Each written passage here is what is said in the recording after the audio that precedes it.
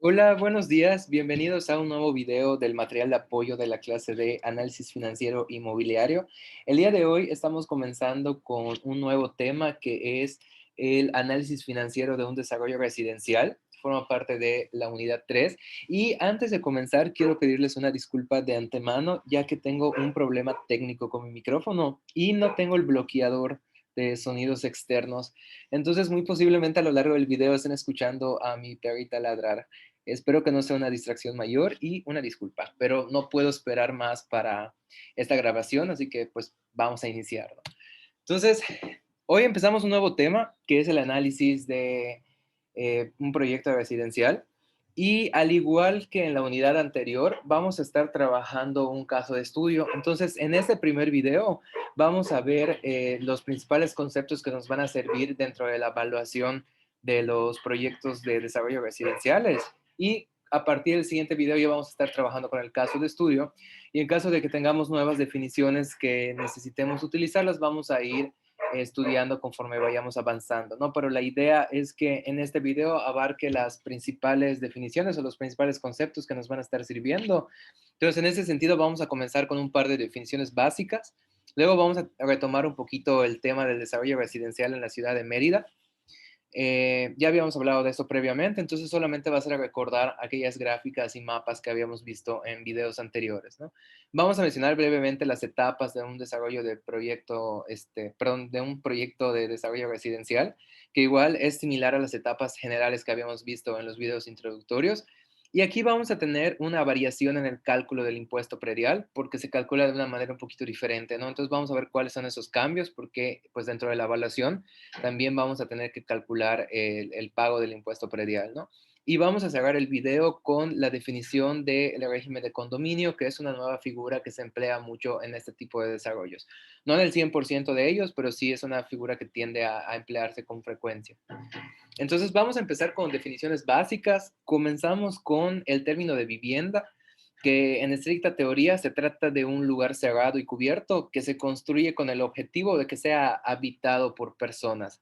Algunos otros términos que se pueden emplear como sinónimos de vivienda son casa, departamento, apartamento, residencial, piso, domicilio, todos esos que podemos encontrarnos en la práctica, ¿no? Y de ahí definimos el desarrollo residencial. El desarrollo residencial se trata del desarrollo de viviendas o bien construcción de aquellos asentamientos en donde se ubican un conjunto de casas, edificios de 2, 3 pisos máximo, y esto con el objetivo de brindarle a las personas y futuros compradores un lugar seguro para vivir. Entonces, estamos hablando de que en esta unidad nos estamos enfocando justamente en esto, en el desarrollo residencial. Habíamos visto previamente y vamos a formalizar ahora la clasificación de este tipo de desarrollos, o más bien de los tipos de viviendas que son incluidas en estos desarrollos. Y aquí es muy importante mencionar que nosotros podemos encontrarnos con más de una clasificación ahí afuera, ¿no? De entrada les estoy dando la clasificación de acuerdo con Real Estate Markets, que clasifica a las viviendas en 6 tipos de viviendas.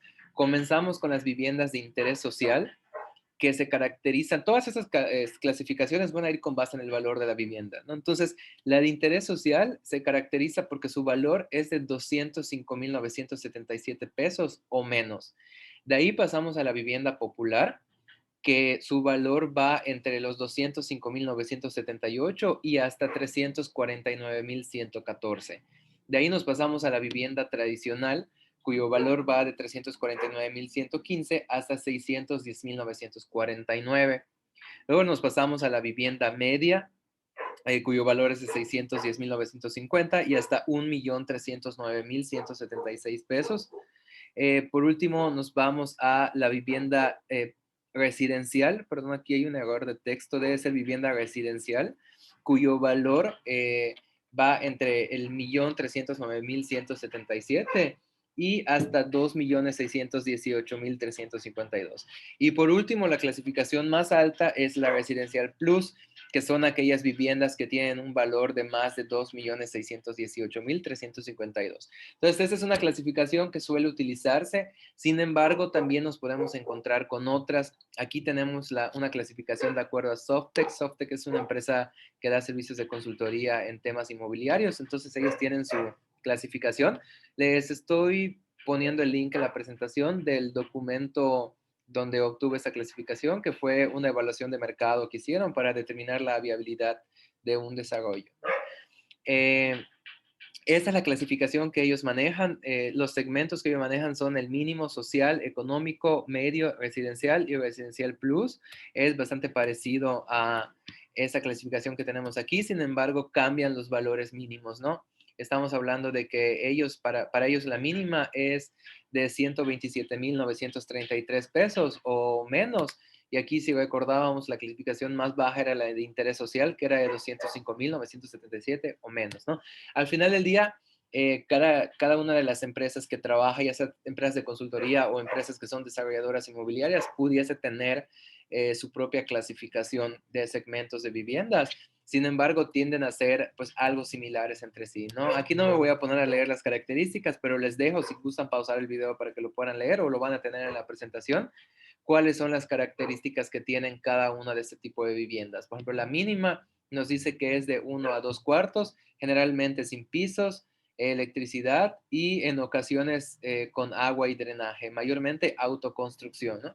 Y pues bueno, así nos dan la definición o las características que cumplen cada uno, perdón, de estos segmentos de acuerdo con Softec, ¿no?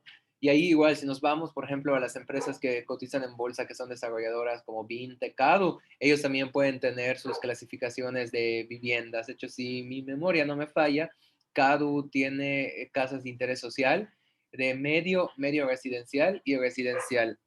Me parece que esa era la clasificación que manejaba. Digo, habría que entrar para verificar, pero el punto es que estas clasificaciones pueden variar, ¿no? Entonces, para efectos de lo que vamos a estar haciendo nosotros, vamos a manejar la clasificación de acuerdo con Real Estate Market, que es esta que tenemos aquí, ¿ok?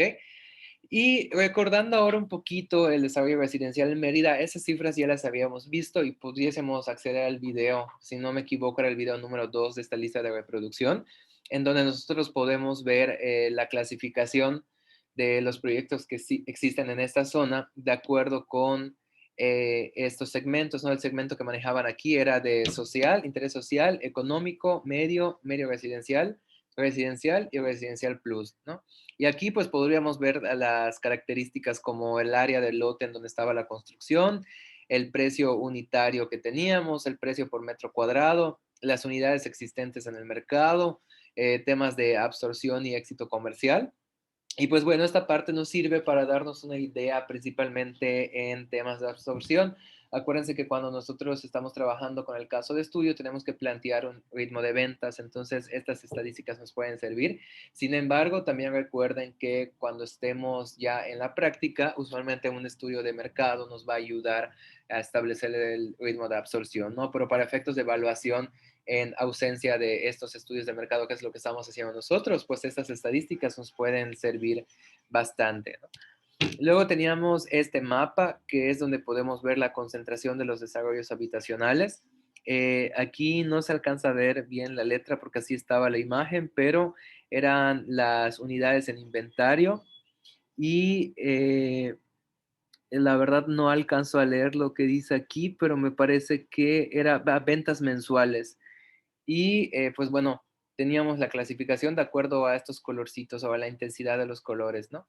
Entonces, era nada más para recordar esta parte y aquí lo que nos interesa en este tipo de proyectos de vivienda también puede darse no necesariamente de casas, puede ser también de departamentos. Entonces, estas estadísticas que tenemos aquí también nos van a servir para cuando estemos trabajando en el caso de estudio.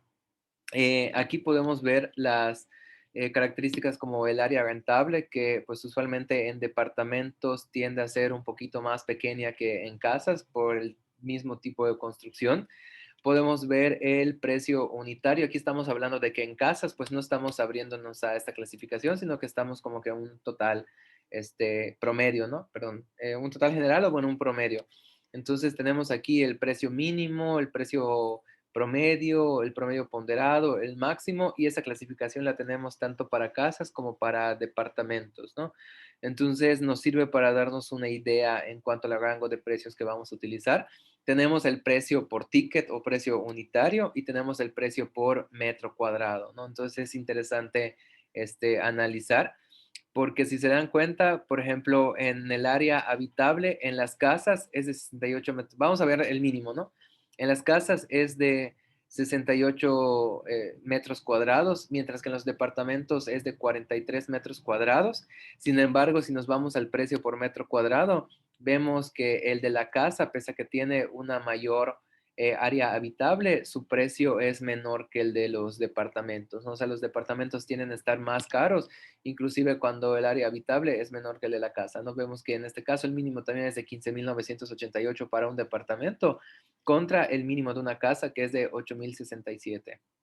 Y también tenemos el número de proyectos, los mismos temas de absorción de mercado, el éxito comercial, los meses de venta promedio. Aquí de nuevo, si quieren recordar, igual definimos cada uno de estos términos en el video 2 de la lista de reproducción, entonces pudiésemos regresar ahí para recordar todas estas características, ¿no? Nos dan las recámaras promedio, los baños promedio, perdón, los cajones de estacionamiento promedio, niveles, y la relación de inventario unidades, ¿no? Y pues bueno, en este mapita lo que podríamos ver es la disponibilidad de acuerdo al tipo de vivienda, si son casas o departamentos, y también la clasificación de viviendas de acuerdo a si es social, económica, media, residencial o residencial plus. Entonces lo que habíamos descubierto aquí es que se concentra en la parte norte de Mérida todo lo que es residencial, medio y residencial plus, y principalmente, pues tenemos, bueno, de acuerdo a lo que vemos en la imagen, en las afueras de Mérida, cuando digo afueras me refiero a después de periférico, tenemos principalmente desarrollos de casas, mientras que en el interior es donde vemos una mayor concentración de desarrollo de departamentos. Entonces también es importante conocer estas cifras porque dependiendo del desarrollo que estemos haciendo, pues es la información que vamos a necesitar para temas de evaluación. Ahora, bien, continuando con el tema del desarrollo residencial en Mérida, en el municipio tenemos el Programa Municipal de Desarrollo de Mérida que nos ayuda a determinar el COS. Acuérdense que el COS es una de las medidas que nos sirven dentro de la evaluación y pues los desarrollos que se hacen deben estar apegados a estas cifras. Medidas como el CUS tienden a ser determinadas por expertos con base en estudios realizados, que son los estudios de factibilidad de suelo, pero para temas de COS nos va a servir el Programa Municipal de Desarrollo de Mérida. Igual les estoy dejando el link y ya lo tenía abierto aquí, no sé por qué lo abrí otra vez, pero bueno, aún sí ya me acordé, se había reiniciado. Entonces, este documento nos va a servir para determinar el costo de los desarrollos, vienen los lineamientos y todo está en función de las zonas primarias de la ciudad, que es un mapa al que igual les estoy dejando el link. Eh, Cuando se abre en el explorador tiende a atorarse un poquito porque es una imagen bastante grande. Eh, Sin el zoom podemos ver algo de este estilo y si le damos un poquito de zoom, pues se abre como que demasiado, pero podemos ver la clasificación que hay. Esas letritas que vemos de acuerdo a las zonas de colores son las zonas primarias de Mérida. Entonces, con base en estos códigos, nosotros nos podemos ir al programa de desarrollo municipal. A ver, déjenme cerrar este para que no me cause confusión, que es este. Aquí no nos vamos a adentrar a leerlo todo ahorita, les estoy dejando el link para que ustedes puedan leer todo lo que viene en este documento. Sin embargo, al final es donde tenemos esta parte de las densidades de la ciudad y la tabla con los COS y las dimensiones que nosotros necesitamos para nuestros desarrollos. Aquí estamos hablando de que las densidades en el municipio se clasifican en tres, que es baja densidad, que significa que hay de 1 a 59 habitantes por hectárea. Tenemos media densidad, que es de 60 a 135 habitantes por hectárea. Y tenemos alta densidad, que es de 136 hasta 273 habitantes por hectárea, perdón. Si se acuerdan, igual cuando revisamos en la unidad anterior el tema de los tipos de desarrollos, ahí también nos venían las especificaciones de que si queríamos que fuera desarrollo residencial o desarrollo medio, tendría que cumplir con ciertas características dentro de las cuales se encontraba la densidad poblacional de los desarrollos, ¿no? Entonces, por ejemplo, si estamos hablando de que queremos evaluar un desarrollo que se encuentra, ¿dónde está la zona country? Ah, por acá. Pensemos que pues, si esta es la zona country, pensemos que queremos construir departamentos por aquí, no. Entonces vemos que esa zona es la zona ZRS y en esta tablita que viene aquí nosotros podemos buscar esa zona. si se me acaba de olvidar, disculpen, ZRS. Entonces la buscamos, aquí viene zona uno, zona 2, zona 3, que es esta. Vemos que la densidad máxima permitida es una densidad baja y aquí nos da el cost que puede tener nuestro desarrollo, que es de 70%, ¿no? De entrada, estas otras medidas no nos metemos tanto porque ya son más temas de arquitectura e ingeniería del proyecto, pero para efectos de la evaluación, pues nos sirve principalmente el cost, ¿no? Entonces, dependiendo de en cuál zona nosotros estemos, o bueno, la zona en la que se está haciendo nuestro desarrollo o el desarrollo que estamos evaluando, pues va a ser el costo que nosotros vamos a tener. Por ejemplo, si estamos por aquí, tenemos que es la zona ZCO. Entonces, perdón, nos ponemos a regresar aquí y la ZCO es la zona uno. Ahí la densidad máxima permitida es alta, es decir, de 136 y hasta 273 habitantes por hectárea y un cost de 80%, ¿no? Entonces, sí nos podemos ir moviendo entre las zonas. Eso va a ser importante que lo recuerden para cuando estemos trabajando con nuestro caso de estudio, que va a estar enfocado pues en cierta zona de la ciudad. Entonces, me voy a regresar tantito a la presentación. Y pues bueno, con eso terminamos del desarrollo residencial en Mérida. Lo importante aquí era recordar estas cifras, que ustedes las tuvieran a la mano para que cuando estemos trabajando el caso de estudio tengan las estadísticas. Y ahora pues vamos a ver brevemente las etapas de un proyecto residencial. La verdad es que aquí no nos vamos a adentrar mucho porque igual en los videos previos vimos las etapas generales de un desarrollo inmobiliario, ¿no? Entonces, las etapas de este tipo de desarrollos en particular tienden a coincidir con esas etapas generales. Si recordamos, comenzábamos con una conceptualización del proyecto, luego teníamos que ver la parte del marco legal, jurídico y fiscal de las operaciones inmobiliarias referentes a los proyectos residenciales, luego teníamos que elaborar el plan de negocios, que era donde entrábamos, luego teníamos que hacer la adquisición de la propiedad, que usualmente no teníamos la propiedad, o sea, antes de que se empiece el desarrollo no se cuenta con la propiedad, sino que hay que adquirirla. Digo, ahí también ya vimos los esquemas que aplican en el desarrollo de proyectos de urbanización, el land share, compra directa, los modelos híbridos también aplican aquí.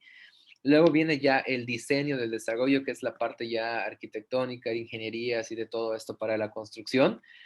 Luego viene justamente la construcción del desarrollo habitacional y de la mano pues están las estrategias de publicidad inmobiliaria para la venta y de ahí ya pasamos a la comercialización y la administración del inmueble. Entonces ya sabemos ahorita de qué consta cada una de estas etapas. Solamente era mencionarlas nuevamente para que viéramos que coincidía con el esquema general que habíamos visto en el pasado. Ahora, lo que sí nos interesa bastante es la cuestión del impuesto predial. La idea del cálculo del impuesto predial va a ser la misma que en los proyectos de urbanización. ¿Se acuerdan? Teníamos que determinar el valor catastral de la propiedad y de ahí le aplicábamos los porcentajes que ya estaban definidos en la Ley de Ingresos de Mérida. Lo que cambia en este tipo de proyectos es la forma en la que se calcula el valor catastral, ya que aquí, si nos recordamos o nos movemos al pasado, ahí solamente calculábamos el valor catastral en función de las dimensiones o de la superficie del terreno. En este caso ya estamos hablando de que los terrenos o los lotes ya vienen con construcción. Entonces aquí el valor catastral va a cambiar o se va a incrementar con base en la construcción que tenga. Entonces, siempre en la misma ley donde vimos el tema del impuesto predial para la unidad anterior, que es la Ley de Ingresos de Mérida, en específico en la página 92 y en la página 93, vamos a ver los lineamientos para el cálculo o el incremento del valor catastral en función de la construcción que tiene, que casi, básicamente se clasifican en dos. O sea, vamos a poder encontrar valores unitarios de construcciones de tipo antiguo, que se considera con más de 50 años, y vamos a encontrar valores de construcciones tipo moderno, que es menos de 50 años, ¿no? Entonces, si estamos hablando de que estamos evaluando, pues, nuevos desarrollos de departamentos, nuevos desarrollos de vivienda, nos vamos a centrar en valores unitarios de construcción de tipo moderno, ¿no? Puesto que no tienen más de 50 años. Entonces, me voy a regresar aquí a la ley y aquí está la tablita que nosotros vamos a estar utilizando para el cálculo del impuesto predial. Si se dan cuenta, aquí va a ir en función de los elementos de la construcción y en función de la clasificación de las viviendas, que aquí para efectos de la ley maneja vivienda popular, vivienda económica, vivienda mediana, vivienda de calidad y vivienda de lujo, ¿no? Y en la misma ley debemos encontrar los lineamientos para cada una de estas viviendas. De hecho, pues no tanto en cuanto a valores de venta, sino que aquí nos dan las especificaciones. Entonces nosotros, dependiendo del tipo de vivienda que estemos construyendo, tenemos que ubicarla en este cuadro y pues la podemos ubicar con base en su estructura, con base en sus acabados, con base en su cancelería y con base en las instalaciones.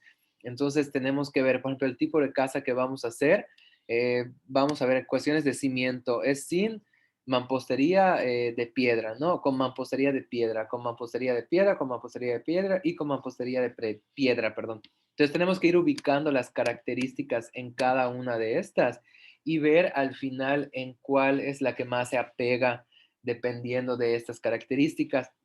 Obviamente nosotros al momento de estar ubicando aquí, puede ser que encontremos que la característica o las características se dividen, ¿no? Por ejemplo, de las casas que vamos a hacer, podemos ver que en cuanto a estructura caen aquí y luego en cuanto a acabados caen en la de media, ¿no?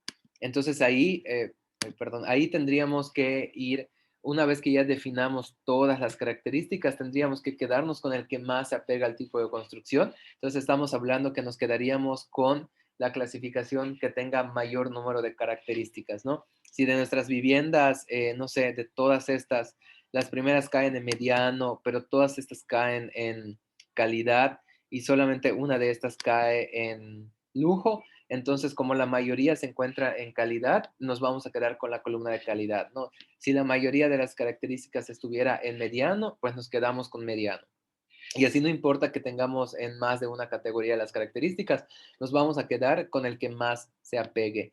Y si no me equivoco, esa tablita es la de los valores unitarios de tipo antiguo. En la siguiente hoja podemos ver los valores unitarios de tipo moderno y de nuevo vemos las clasificaciones que nosotros necesitamos. Entonces ya una vez que nosotros tengamos cuál es la clasificación, en la parte de abajo va a haber una variable más que es el estado de conservación, que aquí está. Se puede clasificar en N, que es nuevo, B, que es bueno, R, que es regular, y M, que es malo, ¿no? Y aquí vienen las clasificaciones de cada uno, ¿no? Por ejemplo, nuevo es una construcción con antigüedad estimada de hasta 3 años. Bueno es una construcción con antigüedad estimada de más de 3 años, con acabados y pintura conservados sin deterioro y desgastes menores. Luego regular y viene la definición, ¿no? Entonces, de nuevo, si estamos evaluando un desarrollo que es nuevo, pues nos vamos a quedar con la parte de la N, ¿no? Y aquí viene el precio unitario por metro cuadrado. Entonces, vamos a ver, de acuerdo a nuestras características, supongamos que se quedó en calidad, que es una casa de tipo calidad, y que el estado de conservación es nuevo. Entonces, estamos hablando de que tendríamos un valor catastral adicional al del terreno de 7,290 pesos por metro cuadrado unitario. Entonces aquí tendríamos que ver cuánto es la superficie construida total y multiplicar esa superficie por los 7,290 pesos, y así es como incrementaríamos el valor catastral. Entonces aquí ya tendríamos una suma, el valor catastral por cuestiones del terreno y luego el valor catastral por cuestiones de la construcción, y después que ya tengamos el valor catastral tal cual, pues ya nos regresamos a la tablita que utilizábamos déjenme ver si está por aquí o estaba antes, que utilizábamos donde ya vienen las fracciones. Creo que ya esta. Y una vez que tengamos el valor catastral, pues ya volvemos a hacer lo mismo, ¿no? Calculamos, vemos en qué zona de aquí se encuentra, tenemos la parte de la cota fija, la parte del factor excedente y ya lo calculábamos como calculábamos en la unidad anterior. Entonces, lo único que cambia es la determinación del valor catastral completo, ya contemplando la construcción y el valor del terreno. Entonces, esos son los cambios que hay en cuanto al impuesto predial.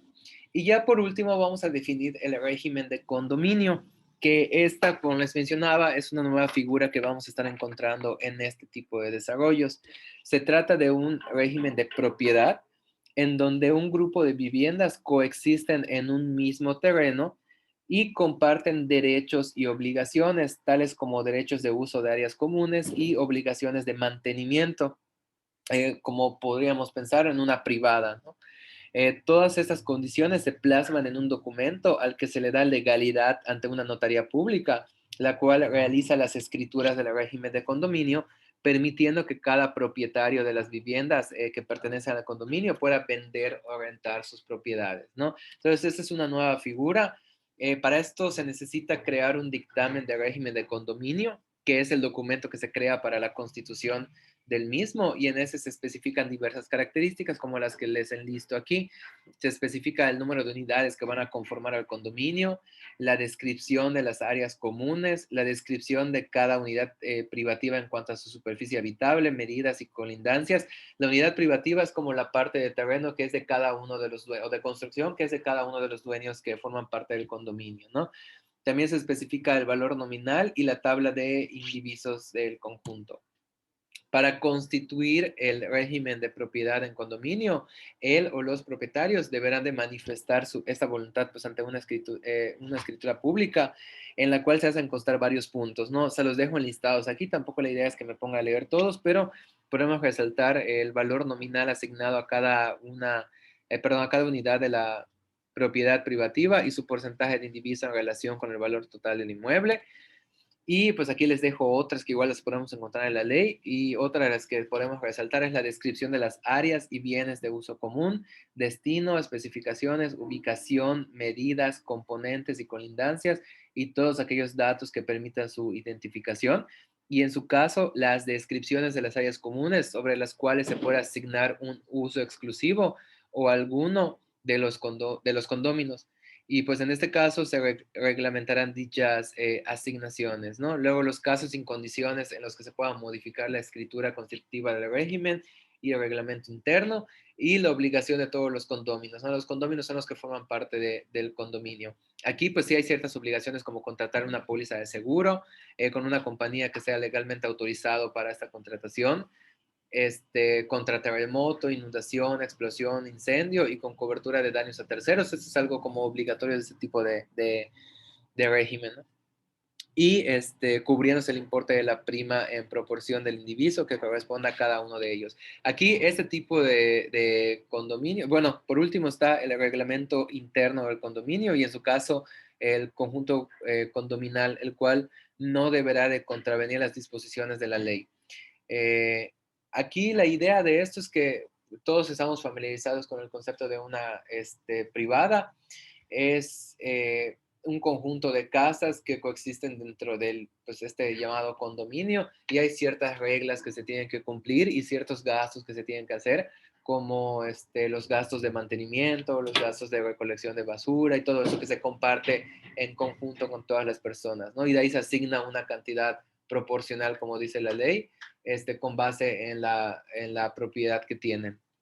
Y pues suele haber un reglamento de cosas que se pueden o no hacer en los condominios. Por ejemplo, ya para cerrar les traigo algunos ejemplos. Es como el Country Club, el Almendros, Parque Natura, Montebello, etcétera, ¿no? Son, aquí en Mérida pues tenemos varios ejemplos de condominios, y ahí pues hay ciertas normativas que se tienen que cumplir, ¿no? Por ejemplo, todos me parece que hemos escuchado alguna vez el tema de que vamos a comprar una casa en esta zona, pero no le podemos hacer un tercer piso porque va contra las reglas, ¿no? Estas son las reglas que se establecen cuando se crea el régimen de condominio. Tenemos que pagar servicio de mantenimiento cada mes de tanto por ciento, servicio de jardinería, o sea, todas esas características que pueden ser propias de un desarrollo son las que se establecen en el régimen de condominios, y pues puede o no utilizarse este régimen. Por ejemplo, tenemos el fraccionamiento Las Américas, que no está en el régimen de condominios, que es simplemente un desarrollo de construcción de viviendas que se le vende al público, ¿no? Y también tenemos ejemplos como estos, que ya son ejemplos de condominios, que también se le vende al público, pero al final hay ciertas normas que se tienen que cumplir. Entonces, era definir también esta parte del régimen del condominio, ya que en este tipo de desarrollos, pues suele utilizarse también como concepto por parte de la desarrolladora, ¿no? Entonces, con esto estamos concluyendo este primer video, que son los nuevos conceptos que necesitábamos. Y a partir de ya el siguiente video vamos a comenzar con el caso de estudio, vamos a ver todos los lineamientos y vamos a ver cómo vamos a estar trabajando la parte de la evaluación o el análisis financiero en este caso. Esto ha sido todo por el día de hoy. Muchas gracias por ver hasta aquí y nos vemos en el siguiente video.